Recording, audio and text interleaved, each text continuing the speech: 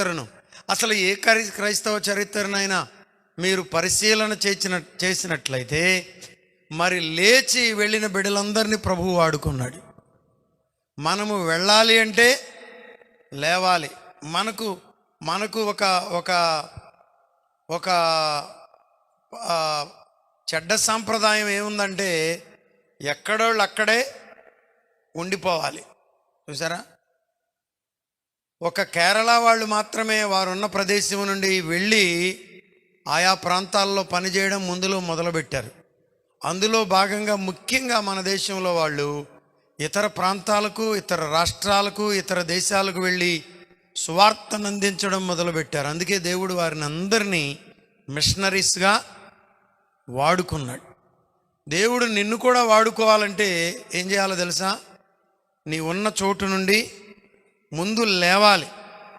పిల్లలు వింటున్నారు ఈ రాత్రి వర్తమానం, యూత్ మీకే. యవన బిడ్డలు ఏం చేయాలి?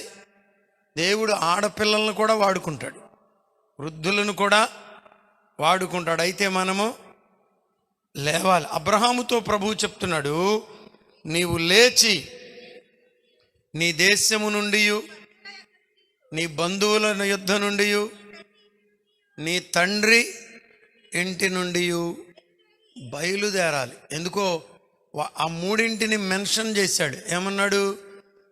నీ దేశము నుండి. కొంతమందికి దేశం అంటే ఇష్టం, ప్రాంతం అంటే ప్రేమ, పుట్టిన ప్రాంతం అంటే, ఎదిగిన ప్రాంతం అంటే, ఉన్న ప్రాంతం అంటే అక్కడ నుండి కాలు కదపరు, మెదపరు.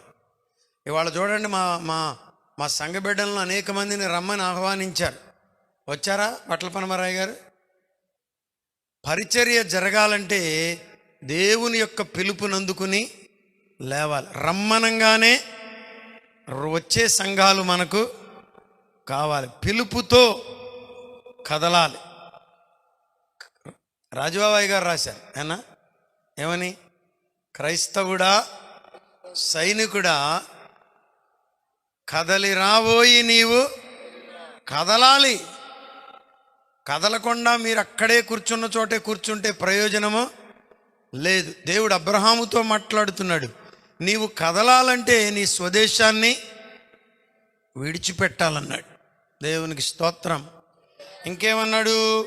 నీ బంధువుల యుద్ధ నుండి. కొంతమందికి ఈ బంధు ప్రీతి, బంధు పిచ్చి, మా అమ్మ, మా నాన్న, మా తాత, మా బాబు, మా నాయన, నీకు ఇదే గోల. అక్కడ నుండి కాలు కదపరవు. దేవుని పని నీవు చేయాలంటే, దైవ చిత్తాన్ని నీవు జరిగించాలంటే బంధువుల మీద నుండి నీ మనస్సును దేవుని వైపు త్రిప్పాలి.